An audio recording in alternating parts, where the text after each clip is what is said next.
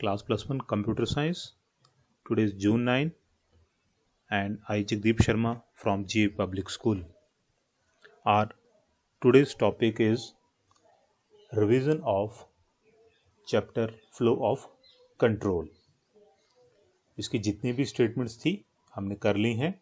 आज हम एक पीपीटी के थ्रू इसको रिवाइज करेंगे.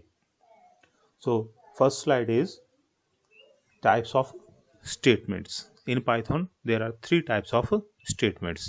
Empty statements means pass, जिसमें हम कुछ भी एग्जीक्यूशन नहीं करते हैं और सिर्फ स्टेटमेंट को नेक्स्ट लाइन के लिए पास करते हैं. Simple statements are the single statements, जो सिर्फ एक लाइन से चलती हैं, जैसे कुछ इनपुट करवाना, कुछ प्रिंट करवाना. Then comes the compound statements. Compound statements जो हैं वो दो या दो से ज़्यादा स्टेटमेंट्स को मिला के बनती हैं और यूजली हम इनको ब्लॉक बोलते हैं. जो कंपाउंड स्टेटमेंट्स होती हैं, ठीक है, वो कॉलन से आइडेंटिफाई होती हैं. ठीक है, जिस स्टेटमेंट के आगे कॉलन लगा हो वो कंपाउंड स्टेटमेंट होती है और उसकी बॉडी में दो या एक से ज़्यादा स्टेटमेंट्स जो हैं वो आती हैं. Then next is the statement flow of control. ठीक है, अब हमारा जो नॉर्मल फ्लो होता है प्रोग्राम का वो क्या होता है, टॉप टू बॉटम. और अगर इसको हमने कंट्रोल करना हो तो हमारे लिए पाइथन में कुछ कंट्रोल स्टेटमेंट्स हैं. तो पहले हम समझे कि हमारे पास कितने कंट्रोल्स जो हैं वो हो सकते हैं. First is sequential. ठीक है, सीक्वेंशियल में हम टॉप टू बॉटम चलते हैं और लाइन बाय लाइन स्टेटमेंट्स को सॉल्व करते हैं. Then comes the selective. Selective control में हम किसी एक पोजीशन पे आके कुछ टेस्ट करते हैं और उसके पॉसिबल रिजल्ट यस या नो हो सकते हैं.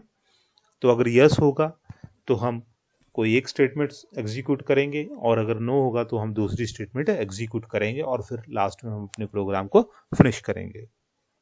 इटरेटिव होती हैं किसी एक पर्टिकुलर पॉइंट पर आकर, ठीक है, कोई कंडीशन टेस्ट करके कुछ स्टेटमेंट्स को n number of times repeat करना और उस रेपिटेशंस के बाद नॉर्मल एग्जीक्यूशन में चले जाना.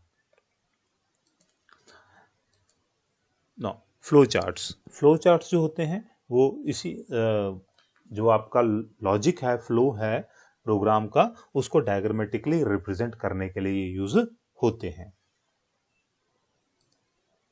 If statement. ठीक है, अब इफ स्टेटमेंट आपकी क्या है, एक सिलेक्शन स्टेटमेंट है जो किसी कंडीशन के ट्रू होने पर स्टेटमेंट या स्टेटमेंट्स को एग्जीक्यूट करती है. ओके, यहाँ पर आपको मैं फिर से रिवाइज करता हूँ कि किस बात का ध्यान देना होता है, इंडेंटेशन का. जो भी कंपाउंड स्टेटमेंट्स होती हैं जो ब्लॉक से, ठीक है, ये जो कॉलन है, ठीक है, जो ब्लॉक से शुरू होंगी वो इंडेंटेड होती हैं. मीन्स मैंने ये इफ लगाया और इसके साथ कॉलन लगा है तो ये कंपाउंड स्टेटमेंट है. अब इसकी जो बॉडी होगी वो भी बिल्कुल इसके नीचे नहीं आएगी, वो कुछ स्पेस छोड़कर ही शुरू होगी और इसकी एंटायर बॉडी जो है वो इसी अलाइनमेंट के साथ चलेगी. Then comes the if else. ठीक है, इफ एल्स में क्या होता है, हमारा एक एल्स पार्ट होता है जो इफ स्टेटमेंट के फॉल्स होने पर एग्जीक्यूट होता है. और एल्स भी एक कंपाउंड स्टेटमेंट है, उसकी भी अपनी बॉडी होगी और वो भी कॉलन से आइडेंटिफाई होगी और उसकी इंडेंटेशन भी होगी. मीन्स कॉलन के बाद जो नेक्स्ट स्टेटमेंट्स होंगी वो एल्स के बिल्कुल नीचे नहीं आएंगी. ठीक है, जैसे इफ के बाद प्रिंट यहाँ से शुरू हुआ है वैसे एल्स के बॉडी भी उसके बाद जो होगा वो शुरू होगा. इफ एलिफ में हम फॉल्स होने पर भी एक कंडीशन टेस्ट करते हैं और एक नया ब्लॉक जो होता है वो शुरू हो जाता है. Okay, so if this statement is true then execute this elif. यहाँ पर हम एक और कंडीशन टेस्ट करेंगे और फिर उसकी एग्जीक्यूशन करेंगे. ठीक है, और लास्ट फाइनली जब हमें कोई भी कंडीशन टेस्ट नहीं करनी होती है तो हम एल्स ब्लॉक के साथ एक स्टेटमेंट लगा के अपनी इस लूप को, अपनी स्टेटमेंट को टर्मिनेट कर देते हैं. Then the nested if else. Nested if else में हम एक जो आउटर ब्लॉक है कंपाउंड स्टेटमेंट का, इफ स्टेटमेंट का, उसके अंदर, ठीक है, कंडीशन के ट्रू होने पर हम एक और कंडीशन टेस्ट करते हैं. ठीक है, ध्यान इस बात का रहे कि जब भी ब्लॉक शुरू होगा इंडेंटेशन आपकी जो होगी वो राइट साइड मूव कर जाएगी। ठीक है, ये देख रहे हैं आप एक लैडर बन रहा है, क्योंकि ये आउटर ब्लॉक था, ये इनर ब्लॉक हुआ, ये आगे चलेगी। ठीक है, और ये एल्स का ब्लॉक आया तो इसकी इंडेंटेशन ऐसे रहेगी। Okay, then the range function. ठीक है, रेंज फंक्शन किस लिए यूज होता है? To generate a list. ठीक है, और इसके 3 पैरामीटर होते हैं, एक लोअर लिमिट, अपर लिमिट और एक स्टेप वैल्यू, जिसमें पहला वाला जो है वो बाय डिफॉल्ट 0 होता है और थर्ड बाय डिफॉल्ट 1 होता है। ठीक है, ये और रेंज के साथ ही हम 2 ऑपरेटर यूज करते हैं, in and not in operators. ये टेबल ऑफ 10 हमने टेबल ऑफ 5 किया था अपने इसमें लेक्चर्स में वाइल लूप से, क्योंकि